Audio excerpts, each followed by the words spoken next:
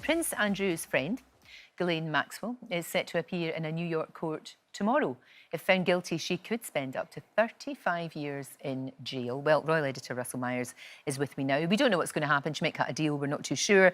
But there are huge implications for Prince Andrew that's been revealed now.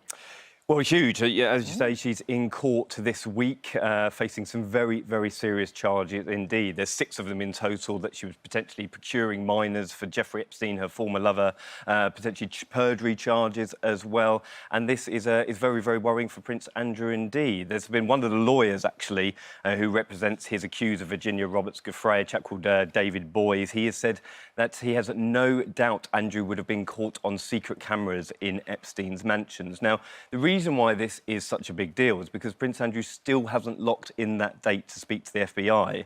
And now they will want to know what he knew about Epstein's comings and goings, especially because Ghislaine Maxwell may cut a deal. Now, over the weekend, it was reported that she wanted to run from the FBI, essentially, and she was on the move more than 36 times in the year that she was on the run. Now, if this is the case, and she can't really turn and say that she didn't know anything that she has in the past, so she has denied all the allegations put in front of her previously, but these are very, very serious charges indeed. No, they are. And, of course, Prince Andrew has denied all of the charges as well. But how often has we said this is not going away?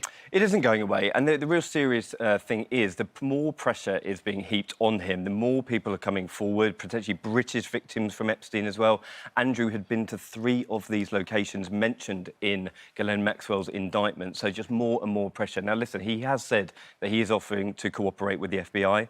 However, that date isn't locked in. The authorities over there are saying that they want to speak to him, so let's wait and see what happens over the next couple of weeks. And it now seems to be emerging that she didn't introduce the 2 of them. Well, this is, again, very, very interesting indeed. And there are holes in everybody's stories here. And we, hark back right to Prince Andrew's statement or interview that he gave to the BBC, and that was sort of all over the place. Now, it's said that Lady Linda Rothschild, which was, a very high society member of the British aristocracy, may have introduced him to Epstein. So will there be further characters drawn into this saga?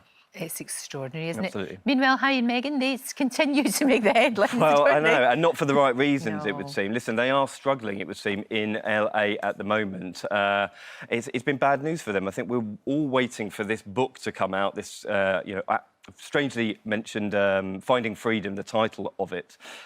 And it's going to be quite uncomfortable reading for the royal family. There's allegations that she felt unprotected. She said this herself in her court case recently, and that she felt that they didn't have the support after the marriage with Harry.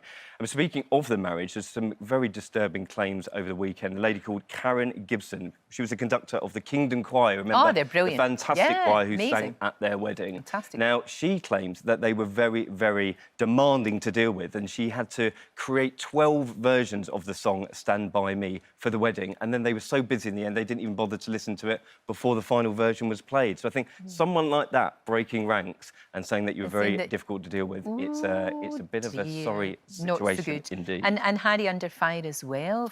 I think this will really upset him. It's a former colour sergeant. Well, it is. It's one of his former pals, a chap called Trevor Colt, former colours sergeant, as you say. Now, he's actually said, which is a bit mean, really, he said that Harry's turned into a complete idiot, not mincing his words at all.